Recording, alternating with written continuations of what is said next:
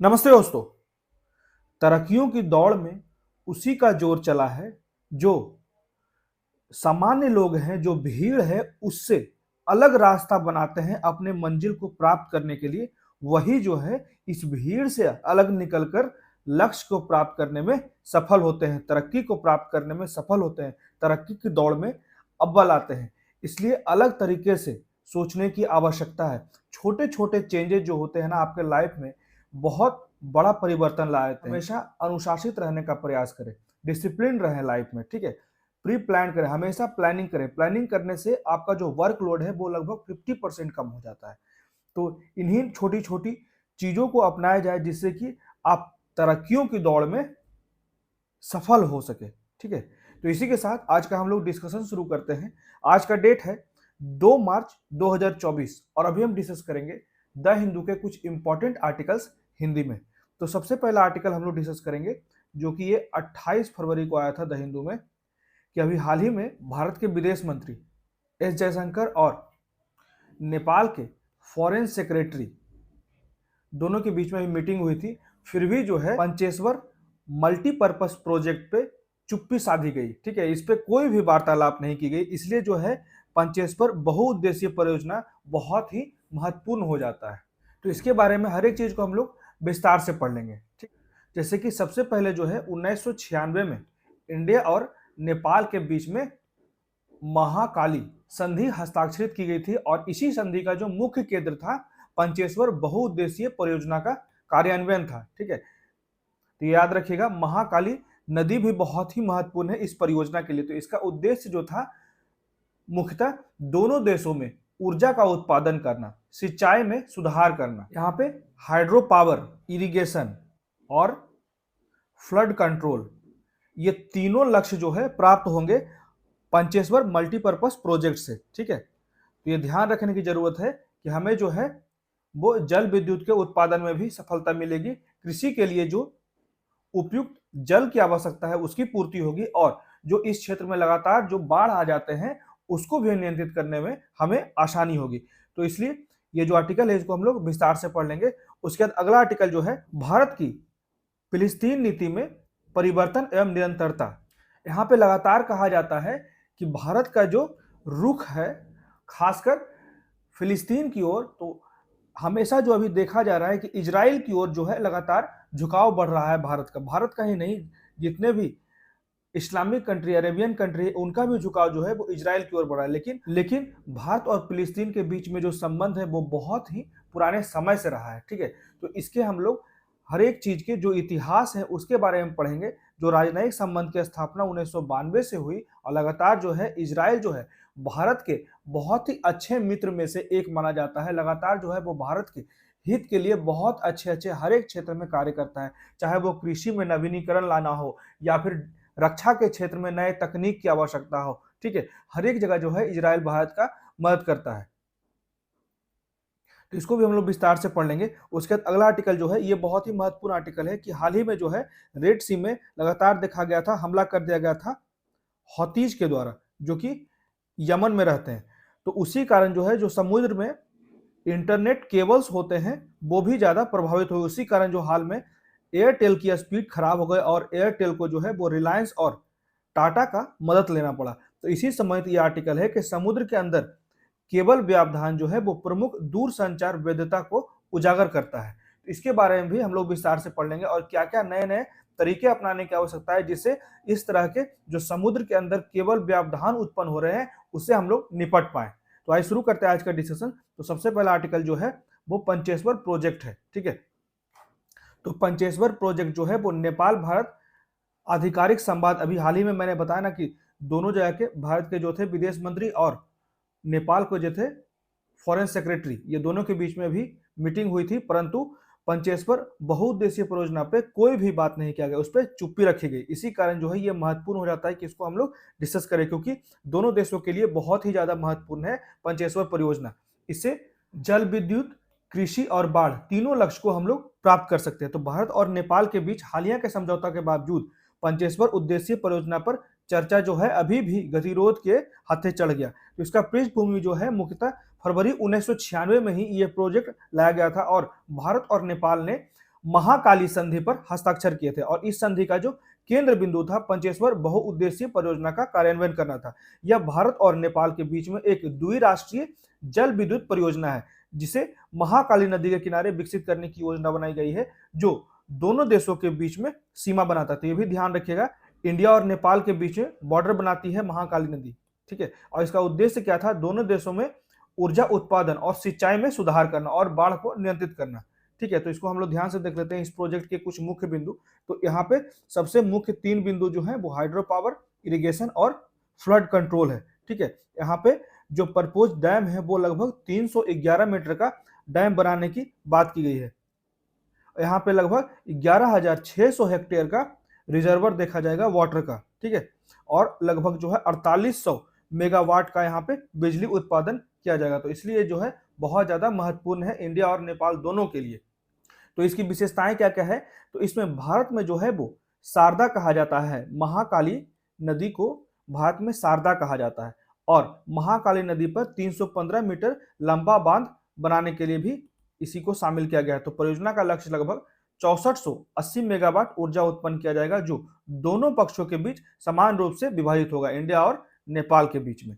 तो यह नेपाल में 1,30,000 हेक्टेयर और भारतीय क्षेत्र में 2,40,000 हेक्टेयर भूमि की सिंचाई के लिए भी पानी उपलब्ध कराएगा। परंतु चिंता की बात क्या है, तो पर्यावरणविदों ने क्षेत्रीय पारिस्थितिकी और स्थानीय समुदाय पर इसके संभावित प्रभाव के बारे में भी चिंता व्यक्त की है। कुछ चिंताएं भी यहाँ पे हैं, खासकर पर्यावरण से संबंधित, ठीक है। तो फिगर में देख सकते हैं, यहाँ पे जो है वो पंचेश्वर हाई डैम प्रोजेक्ट बनाने की बात की गई है। यहीं पे जो है महाकाली नदी है, उसी के समीप, उसी के पास बनाया जा रहा है, ठीक है। तो क्या है महाकाली संधि, तो यह जो है वो भारत और नेपाल सरकार के बीच में महाकाली नदी के एकीकृत विकास को लेकर भी समझौता किया गया है। और यह संधि जो है वो महाकाली नदी को दोनों देशों के बीच में एक सीमा नदी के रूप में मान्यता देता है। यह संधि जो है 1996 में हस्ताक्षरित किए गए थे। तो उस समय ये फिगर है। तो महाकाली नदी के बारे में जान लेते हैं, जैसे इसका उद्गम स्थान कहाँ है, तो शारदा नदी, जिसे काली नदी भी कहा जाता है या फिर महाकाली नदी भी कहा जाता है, इसका उद्गम स्थान जो है उत्तराखंड में पिथौरागढ़, ये ध्यान रखिएगा, उत्तराखंड में इसका उद्गम स्थान है।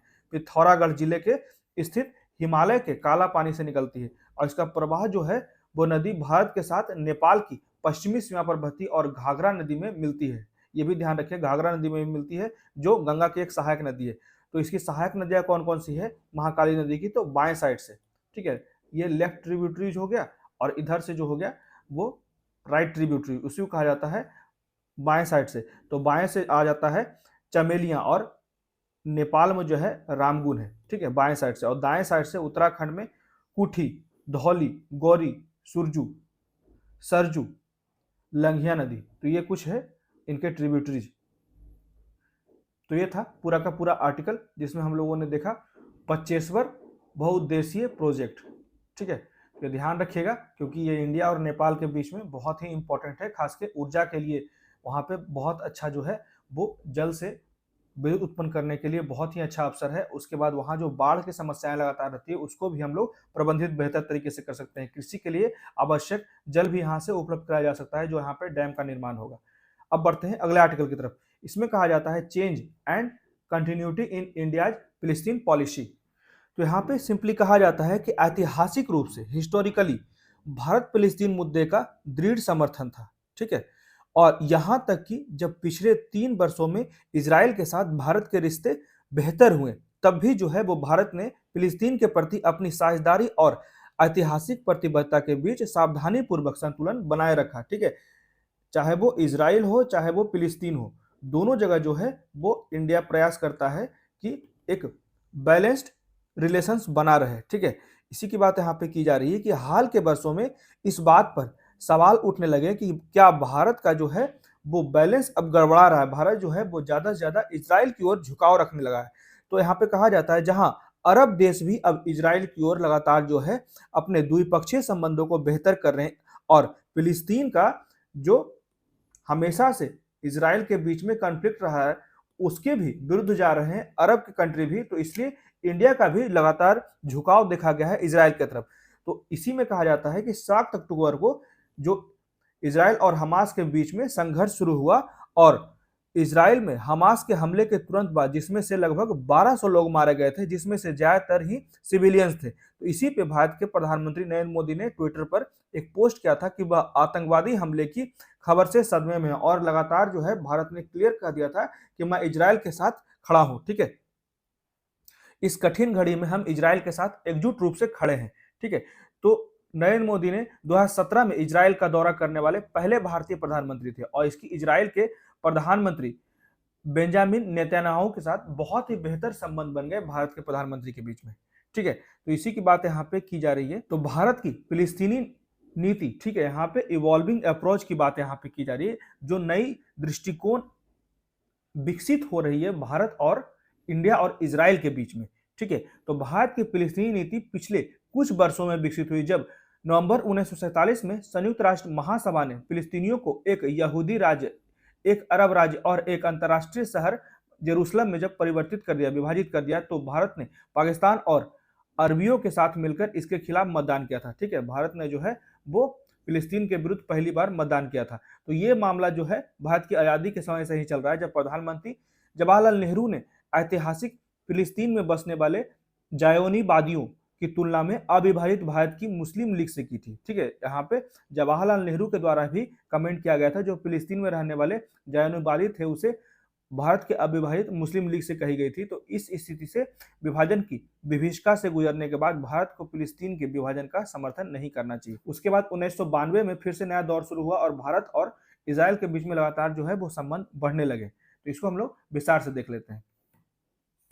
तो इजराइल और फिलिस्तीन संघर्ष पर भारत का ऐतिहासिक रुख जो है वो फिलिस्तीन की ओर झुका हुआ था। पहले जो फिलिस्तीनियों में यहूदी राज्य के लिए महात्मा गांधी के विरोध, यहाँ पे यही बात कहा जाता है कि फिलिस्तीन में जो है महात्मा गांधी का विरोध किया गया और भारत की बड़ी मुस्लिम आबादी और अरब देशों के साथ अच्छे संबंध बनाए रखने के लिए आवश्यक जैसे कारक से प्रेरित थे। तो फिलिस्तीन के संबंध में भारत की स्थिति अरब जगत, गुटनिरपेक्ष आंदोलन और संयुक्त राष्ट्र में असहमति से भी निर्देशित। तो यहाँ पे देख सकते हैं फिगर में, हम लोग यहाँ पे कंफ्यूज नहीं होंगे, ये जो है इजराइल है और ये गाजा हो गया और यहाँ पे वेस्ट बैंक हो गया, ये दोनों पार्ट जो है वो फिलिस्तीन का पार्ट। ये कभी भी कंफ्यूज नहीं होइएगा। ठीक है, क्योंकि लगातार जो है यहाँ से यूपीएससी का लोकेशन बेस्ड क्वेश्चन रहता ही है। पिछले बार भी देखे थे कि अफ्रीका से क्वेश्चन था, तो ये बहुत ही इंपॉर्टेंट पार्ट है।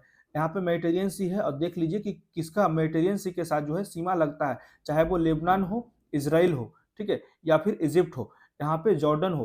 ठीक है, ये सवाल ऑलरेडी 2015 में आ चुका है कि जॉर्डन का सीमा लगती है मेडिटेरियन सी से या नहीं। ठीक है, यहाँ पे सीरिया है। तो ये सारे जो है बहुत ही इंपॉर्टेंट लोकेशन है, इसे ध्यान रखने की आवश्यकता है। ठीक है, और यहीं पे जो है वो यरूशलेम का विवाद है। ठीक है, तो इसी में आगे हम लोग देख लेते हैं, जब फिलिस्तीन के विभाजन की योजना को संयुक्त राष्ट्र में मतदान के लिए रखा गया था, वही बात कहा जाता है जब जेरूसलम की विभाजन की बात की गई थी, तो भारत ने अरब देशों के साथ मिलकर इसके विरोध में मतदान किया था और भारत ने संयुक्त राष्ट्र में इजराइल के प्रवेश का भी विरोध किया था। उस समय की बात है।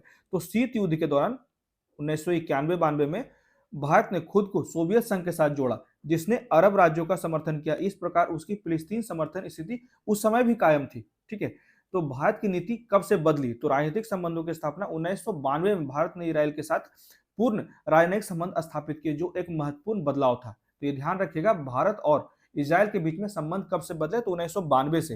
तो शीत युद्ध की समाप्ति के बाद ही प्रधानमंत्री नरसिम्हा राव ने अरब देशों के साथ संभावित मतभेदों के बावजूद इजराइल के साथ राजनयिक संबंध स्थापित करने का साहसिक कदम उठाया था। तो उस समय के जो प्रधानमंत्री थे बहुत ही इंपॉर्टेंस रखते हैं, ये भी नाम याद रखिएगा। तो राष्ट्रीय हित में संतुलन के लिए बात की जा रही है, तो भारत के राजनयिक निर्णय जो है वो राष्ट्रीय हित द्वारा निर्देशित होते हैं, जिसके लिए इजराइल के साथ मजबूत संबंध बनाए रखने, फिलिस्तीनी का समर्थन करने और अरब जो है वो दुनिया के साथ संबंध विकसित करने के बीच में संतुलन की आवश्यकता है।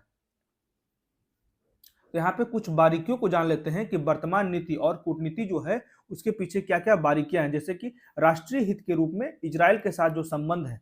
ठीक है, तो यहाँ पे लगातार देखा जा रहा है इजराइल के साथ भारत के संबंध लगातार मजबूत होते जा रहे हैं, चाहे वो ट्रेड हो, व्यापार हो, प्रौद्योगिकी हो, टेक्नोलॉजी हो, रक्षा, डिफेंस और आतंकवाद विरोधी सहयोग, हर एक जगह पे दोनों देश एकजुट हो रहे हैं, एक साथ खड़े हो रहे हैं और इजराइल के लिए भारत के समर्थन को सीमा पार आतंकवाद के खिलाफ उनकी लड़ाई की प्रतिक्रिया के रूप में भी देखा जाता है। हालांकि इजराइल और भारत की स्थितियों में काफी ज्यादा अंतर है। ठीक है, भारत जो है लगातार इजराइल के नए नए तरीकों से सीख रहा है, जैसे उसके जो रक्षा क्षेत्र हैं वो बहुत ही मजबूत हैं, ठीक है, क्योंकि उसके जो आसपास में पड़ोसी देशों से लगातार कॉन्फ्लिक्ट रहता है। इंडिया का भी जो है वो लगातार, चाहे वो पाकिस्तान हो, चाइना हो, लगातार कॉन्फ्लिक्ट रहता है। इसलिए इसलिए भारत भी जो है वो अपने इंटरनल सिक्योरिटी को मजबूत करने के लिए लगातार जो है वो इजराइल के नए नए तकनीक सीख रहा है, उनसे नए नए प्रशिक्षण ले रहा है, ठीक है। तो इसी में फिलिस्तीन के हित की बात की जा रही है भारत के साथ। तो इजराइल के साथ बढ़ते संबंधों के अलावा भारत ने फिलिस्तीन के मुद्दे पर भी अपना रुख दोहराया है। जारी तनाव के बीच भारत की ओर से फिलिस्तीनी शरणार्थियों के लिए संयुक्त राष्ट्र राहत एवं कार्य एजेंसी, ये ध्यान रखिएगा, यूएनआरडब्ल्यूए का मतलब होता है United Nations relief and works agency for फिलिस्तीन रिफ्यूजीज, ठीक है। तो उसी कारण यहाँ पे कहा जाता है कि यूएनआरडब्ल्यूए को 29.53 मिलियन अमेरिकी डॉलर का भी योगदान किया गया था भारत की ओर से फिलिस्तीनियों के शरणार्थियों को मदद करने के लिए। तो भारत ने फिलिस्तीनियों के लोगों के लिए लगभग 6.5 टन चिकित्सा का सहायता दिया और 32 टन आपदा राहत सामग्री भी भेजी थी। इसलिए भारत जो है लगातार चाहता है कि इजराइल हो चाहे फिलिस्तीन हो, दोनों के बीच में हमारे संबंध बेहतर हो। इसी में आगे कहा जाता है भारत अपना रुख संतुलित कैसे कर रहा है। 2017 में भारत के प्रधानमंत्री ने पहली बार इजराइल का दौरा किया और 2018 में उन्होंने पहली बार फिलिस्तीन का भी आधिकारिक दौरा किया। 2017 में भारत ने एक तरफ पूरे यरूशलेम को इजराइल की राजधानी घोषित करने के प्रयास के लिए अमेरिका और इजराइल के खिलाफ मतदान किया, ठीक है, अमेरिका और इजराइल के खिलाफ मतदान किया 2017 में।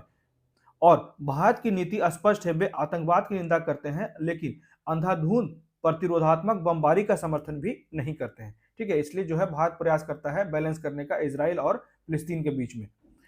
तो इसी में आगे कहा जाता है कि इजराइल फिलिस्तीन संघर्ष पर भारत की आधिकारिक स्थिति क्या है, तो वो अपरिवर्तित बनी हुई है। वह इजराइल और फिलिस्तीन दोनों को अच्छे पड़ोसियों के रूप में देखते हुए दो राज्य समाधान, ठीक है, की वकालत करता है। और अमेरिका की मध्यस्थता के बाद ही 1991 के, ये याद रखिएगा, मैड्रिड शांति सम्मेलन में इजराइल और फिलिस्तीन के संघर्ष को हल करने के लिए दो राज्य समाधान पर सहमति भी व्यक्त की थी। इसका प्रमाण जो है 2018 में भारत के प्रधानमंत्री की वेस्ट बैंक में रामल्ला की यात्रा से मुलाकात हुई। तो भारत जो है लगातार जो है बैलेंस करने का प्रयास कर रहा है।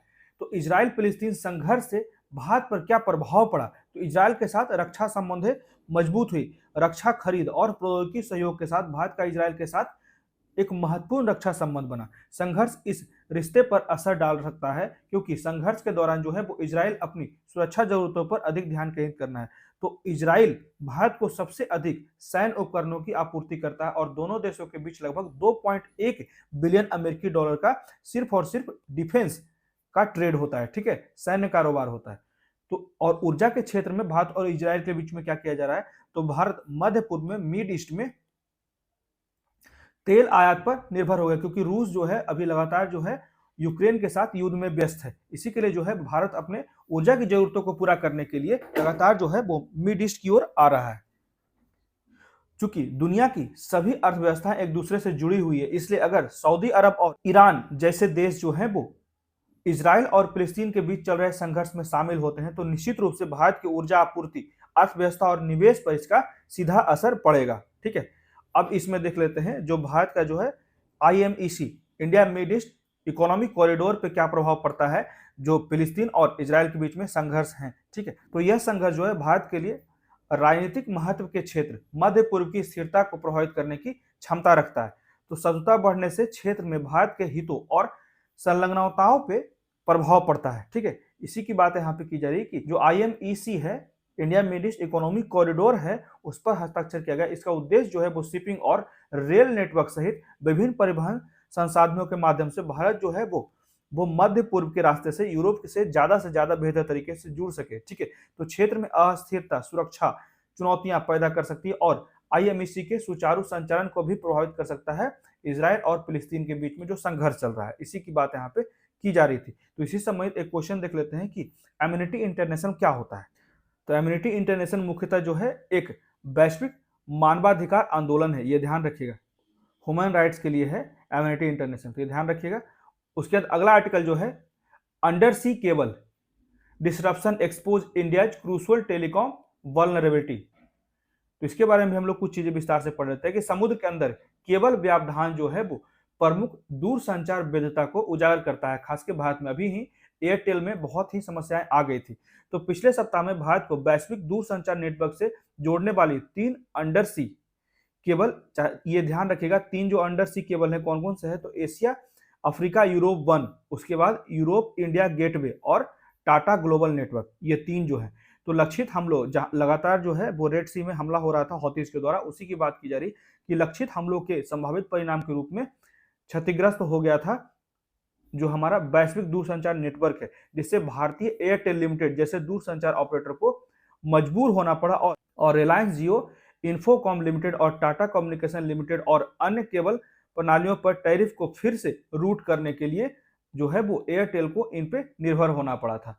तो लाल सागर में 3 अंडरसी केबल सिस्टम को नुकसान होने से भारत के इंटरनेट भी प्रभावित हो गए थे। तो इस क्षेत्र में चल रहे संघर्ष के परिणाम स्वरूप लाल सागर में 3 अंडरसी केबल सिस्टम को नुकसान होने के कारण जो है भारत के इंटरनेट और विदेशी दूरसंचार कनेक्टिविटी सिस्टम की गंभीर कमजोरियों को उजागर करता है। और अगर क्षेत्र से गुजरने वाला बुनियादी ढांचा प्रभावित हो जाता है, जिससे भारत का जो इंटरनेट है वो बहुत ज्यादा प्रभावित हो जाता है।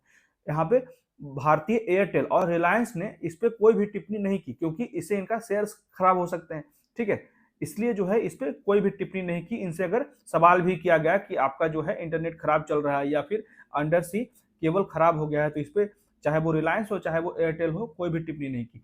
टाटा ने एक बयान में कहा कि स्थिति पर कड़ी नजर रखा जा रहा है और इससे हमें कोई भी समस्या नहीं है, ठीक है। इसी में आगे कहा जाता है कि वर्तमान केबल क्षति से बहुत ही न्यूनतम प्रभाव पड़ा है, क्योंकि ट्रैफिक को वैकल्पिक प्रणालियों में फिर से भेजा जा सकता है। और टाटा ने कहा हमारे सभी नेटवर्क बैकबोन और संरक्षित सेवाएं अप्रभावित रहेंगे। तो चोक पॉइंट क्या है इसके बारे में जान लेते हैं। जबकि केबल व्यवधान जो है वो यूरोप और एशिया के बीच सभी उप समुद्री कनेक्शन में एक अवरोध पॉइंट है को उजागर करता है और वे भारत के लिए विशेष रूप से चिंता का विषय है, क्योंकि भारत में ऐसे केबल के लिए अपेक्षाकृत कम कनेक्शन है और निजी कंपनियों के लिए भारत के पनडुब्बी केबल उद्योग के बढ़ने पर नियामक सीमाएं कड़ी करती है। यहाँ पे अतिरिक्त बोझ भी हो सकता है जितने भी भारत में दूरसंचार कंपनियां हैं। तो यह भारत के लिए बहुत बुरा होगा अगर भारत में समुद्र के नीचे केबल सिस्टम उतारने से और अधिक नुकसान होता है। तो दूरसंचार उद्योग के पूर्व कार्यकारी और समुद्र के नीचे केबल उद्योग के लिए परामर्श देने वाले सुनील टैगोर ने ऐसा टिप्पणी किया कि और भी भारत के लिए समस्या उत्पन्न हो सकता है अगर ज्यादा से ज्यादा जो है वो निजी कंपनियां वैश्विक स्तर पे आ जाएगी, ठीक है। तो सोशल मीडिया पर 3 केबल प्रणालियों के क्षतिग्रस्त होने की खबर आई थी, ठीक है। तो भारतीय नियामकों ने देश को समुद्र के नीचे केबल प्रणाली के निर्माण के लिए दुनिया के सबसे प्रतिकूल न्याय क्षेत्रों में से एक बना दिया है। उन्होंने आगे कहा कि जो कठिनाइयां हैं भारतीय इंटरनेट प्रदाताओं को या फिर दूरसंचार ऑपरेटरों की पर्याप्त अनावश्यक बैकअप पर भरोसा करने की क्षमता में बाधा उत्पन्न करेगी। अगर लाल सागर में अधिक केबल क्षतिग्रस्त हो गई हो तो यह एक चिंता का विषय बना हुआ है, ठीक है। तो विनियामक प्रतिबंध क्या क्या लगाए जा सकते हैं। तो भारतीय जल क्षेत्र में केबल के खंड के लिए सख्त स्वामित्व नियमों का हवाला दिया था, जो उन्होंने कहा कि एकाधिकार को बढ़ावा देता है, ठीक है। यहाँ पे मोनोपोली को बढ़ावा देता है, जो भारत में डेटा लाने के लिए जो मन चाहे चार्जेज भी किए जा सकते हैं भारत को। तो महंगे निगरानी उपकरण, यहाँ पे अगर निगरानी रखा जाएगा कि कोई भी इस पे हमला ना करे या तोड़े नहीं, छेड़छाड़ नहीं करे, तो इसके लिए जो है विभिन्न जो दूर संचार कंपनियां उस पर अतिरिक्त बोझ पड़ेगा। जिन्हें केबल बिछाने में, जितने भी बड़े बड़े दूर संचार कंपनियां होती है यही केबल बिछाने के लिए जो है निवेश करते हैं, तो उन्हें जो है वो अलग से निगरानी करने के लिए भी आवश्यक एक बुनियादी ढांचा बनाना होगा। और एक विनियामक प्रतिबंधों ने समुद्र के नीचे केबल बुनियादी ढांचे में निवेश करने की कंपनियों की भूख को कम कर दिया है, ठीक है। इसलिए जो है वो लगातार जो है सैटेलाइट से डिपेंडेंसी अब बढ़ रही है कि सैटेलाइट से अब इंटरनेट को भी लाया जाए। तो भारत में 2 प्रमुख बंदरगाह हैं जहां पे इस तरह के जो अंडर सी केबल बिछाए जाते हैं। तो 2 प्रमुख बंदरगाह हैं, मुंबई और चेन्नई, जहां पनडुब्बी केबल लैंडिंग स्टेशन है, ठीक है, जहां से केबल लैंडिंग किए जाते हैं, जहां उप समुद्र केबल भारत में इंटरनेट से जोड़े जाते हैं। और कोची भी 3 प्रणालियों की मेजबानी करता है। तो मुंबई शहर में लगभग 20 केबल उतरती है और चेन्नई में 9 केबल उतरती है। तो ये कुछ चीजें ध्यान रखिएगा, ठीक है। तो कुछ केबल यहाँ पे सिंपली यहाँ से भी पीटी का सवाल बन सकता है कि कौन कौन से ऐसे बंदरगाह हैं भारत के जहां से अंडर सी जो केबल जोड़े गए हैं इंटरनेट के लिए वो किस किस बंदरगाह से, किस किस पोर्ट से है। तो बस कुछ कुछ चीजें यहाँ से सवाल बन सकता है। तो कुछ केबल सिस्टम चेन्नई और मुंबई दोनों में उतरते हैं और कई दक्षिण पूर्वी एशिया और मुख्य रूप से सिंगापुर तक भी जाते हैं। तो ये था पूरा का पूरा आर्टिकल जिसमें हम लोगों ने पढ़ा अंडर सी वाटर में जो केबल बिछाए जाते हैं इंटरनेट के लिए वो रेड सी में हमले से प्रभावित हो गया है और यहाँ पे जो है जितनी भी दूरसंचार कंपनियां निवेश करती है अंडर सी केबल को बिछाने के लिए, जिससे इंटरनेट और बेहतर रह सके और ज्यादा कस्टमर उनकी ओर आकर्षित हो सके, तो अब यहाँ पे एक निगरानी के लिए अतिरिक्त खर्च करने के लिए भी तैयार हो जाए, क्योंकि इस तरह का युद्ध जैसे कि यहाँ पे यहाँ पे रेड सी में लगातार देख रहे हैं संघर्ष हो रहा है, तो ये प्रभावित हुआ है, तो अब निगरानी रखा जाएगा। ठीक है, अब बढ़ते हैं कुछ इंपॉर्टेंट क्वेश्चन जो कि करंट अफेयर से रिलेटेड है। तो हाल ही में रोयल ओलमी, ये नाम याद रखिएगा, रॉयल ओलमी चर्चा में थी। यह किसकी प्रजाति है? तो यह जो है वो मशरूम की प्रजाति है। ये ध्यान रखिएगा कि रोयल ओलमी जो है वो गोवा में 2 शोधकर्ताओं ने कहा कि उन्होंने एक जंगली मशरूम प्रजाति से सोने के नैनो कणों का संश्लेषण किया, जिसे तटीय राज्य में व्यापक रूप से स्वादिष्ट व्यंजन के रूप में माना जाता है। तो ये याद रखिएगा, ये मशरूम में है और गोवा से संबंधित है। इसके बारे में कुछ चीजें जान लेते हैं कि रोयल ओलमी जो है वो यह टर्मिटोमाइसेस, ये नाम याद रखिएगा, टर्मिटोमाइसेस प्रजाति का मशरूम है। यह दीमक की पहाड़ियों पर उगता है और गोवा में स्थानीय तौर पर इसे रोन ओलबी के नाम से भी जाना जाता है। यह एक खाने योग्य जंगली मशरूम है जो गोवा वासियों के बीच लोकप्रिय और मानसून के दौरान खाए जाते हैं। उसके बाद अगला क्वेश्चन है, यह तमिलनाडु में स्थित है, मतलब कि ये जितने भी टाइगर रिजर्व्स हैं इसके बारे में सवाल है। यह तमिलनाडु में स्थित है और इसकी पश्चिम में वायनाड वन्य जीव अभयारण्य, मतलब कि केरल से संबंधित है, और उत्तर में बांदीपुर टाइगर रिजर्व के साथ साथ एक आम सीमा है। और तीसरा जो है, यह यहाँ पे तीसरा होना चाहिए, नीलगिरी बायोस्फीयर रिजर्व का हिस्सा है, जो भारत में 1986 में स्थापित पहला बायोस्फीयर रिजर्व था। और चौथा स्टेटमेंट है, हाल ही में इस बाघ अभयारण्य को कोर एरिया में पहली बार जो है हर्पेटोफॉनल, मतलब कि सरीसृप और उभयचर सर्वेक्षण आयोजित किया गया था। तो कौन सा ऐसा टाइगर रिजर्व है जो इन सारे पॉइंट को संबोधित करता है? इसका सही उत्तर जो हो जाएगा मुदुमलाई टाइगर रिजर्व। लगातार जो इसे सवाल आता है, ठीक है, तो ये नाम याद रखिएगा, मुदुमलाई टाइगर रिजर्व, इसी को कहा जाता है एमटीआर। तो एमटीआर के कोर एरिया में पहली बार जो है हार्पोटोफॉनल, मतलब कि रेप्टाइल्स, सरीसृप और उभयचर सर्वेक्षण आयोजित किया गया था। ठीक है, और यह जो है वो तमिलनाडु में स्थित है और इसके पश्चिम में वायनाड वन्य जीव अभयारण्य है और उत्तर में बांदीपुर टाइगर रिजर्व है। ठीक है, यह नीलगिरी बायोस्फीयर रिजर्व का भी हिस्सा है, जो भारत में 1986 में पहला बायोस्फीयर रिजर्व किया गया था। ठीक है, स्थापित किया गया था। और यहाँ पे कौन से वन के प्रकार पाए जाते हैं? तो यहाँ पे उष्णकटिबंधीय सदाबहार वन और नम पर्णपाती वन, ठीक है, यहाँ पे सौगौन का वन भी पाया जाता है, शुष्क सौगौन वन भी पाया जाता है, घास के मैदान और दलदली क्षेत्र भी पाए जाते हैं। यहाँ पे मुख्य रूप से बाघ, हाथी, भारतीय गौर, पैंथर, बार्किंग हिरण, माउस, ये सारे चीजें जो हैं वो पाए जाते हैं। उसके बाद अगला क्वेश्चन है, ये भी याद रखिएगा, जूस जैकिंग टर्म से बहुत सवाल आते हैं यूपीएससी में। तो हाल ही में जूस जैकिंग काफी चर्चा में था। निम्नलिखित में से कौन सा इसका सबसे अच्छा वर्णन है? क्या हो जाएगा इसका सही उत्तर? इसका सही उत्तर जो हो जाएगा, जूस जैकिंग जो है यह एक साइबर हमले का एक रूप है। ये याद रखिएगा, जूस जैकिंग, जहां हैकर दुर्भावनापूर्ण रूप से इलेक्ट्रॉनिक उपकरणों तक पहुंचने के लिए सार्वजनिक यूएसबी चार्जिंग, ठीक है, ये याद रखिएगा, सार्वजनिक यूएसबी चार्जिंग जो स्टेशन होते हैं उसके साथ मालवेयर लोड कर देते हैं। ठीक है, तो ये याद रखिएगा, यूएसबी चार्जिंग स्टेशन से रिलेटेड है और जूस हैकिंग जो एक प्रकार का साइबर हमला है। उसके बाद अगला क्वेश्चन है व्हिप के बारे में। अभी हाल ही में राज्यसभा में बहुत विवाद चल रहा है। ठीक है, 6 जो एमपी हैं राज्यसभा के, उसको हिमाचल प्रदेश में निलंबित कर दिया गया है, जबकि 10 शेड्यूल में ऐसा कोई प्रावधान नहीं है, ऐसा सुप्रीम कोर्ट के द्वारा कहा गया है।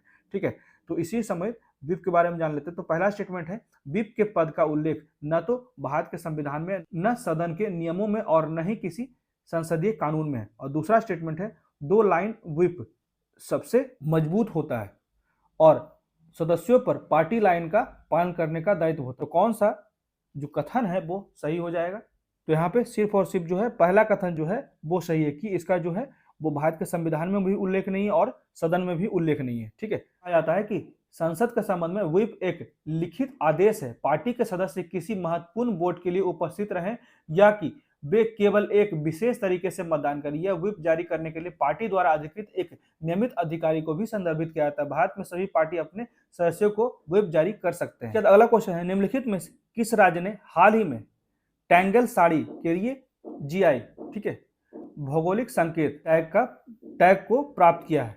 तो क्या हो जाएगा सही उत्तर? तो ये हो जाएगा पश्चिम बंगाल। ये पश्चिम बंगाल का सिंपली जो है वो टैंगल साड़ी है। ठीक है, तो इसके बारे में कुछ चीज जान लेते हैं। टैंगल साड़ी का नाम जो है वो बांग्लादेश में स्थित तांगेल नामक स्थान से रखा गया है और तत्कालीन पूर्वी बंगाल के तंगेल क्षेत्र से बुनकर जो है वो पश्चिम बंगाल के विभिन्न हिस्सों में चले गए और तंगेल साड़ियों के उत्पादन के लिए अपना बुनाई किया। तो ये ज्योग्राफिकल इंडिकेशन याद रखिएगा। ठीक है, जीआई टैग जो दिया गया है अभी टांगेल साड़ी को। तो पश्चिम बंगाल ने जनवरी 2024 में टांगेल साड़ी के लिए भौगोलिक संकेत टैग हासिल किया है। तो इस तरह का होता है टांगेल साड़ी। तो ये थे आज के द हिंदू के कुछ महत्वपूर्ण आर्टिकल्स और कुछ महत्वपूर्ण क्वेश्चन जो कि करंट अफेयर से रिलेटेड थे। तो कैसा लगा आज का डिस्कशन, प्लीज मुझे कमेंट करके बताएं और मेरे वीडियो को ज्यादा से ज्यादा लाइक करें, शेयर करें और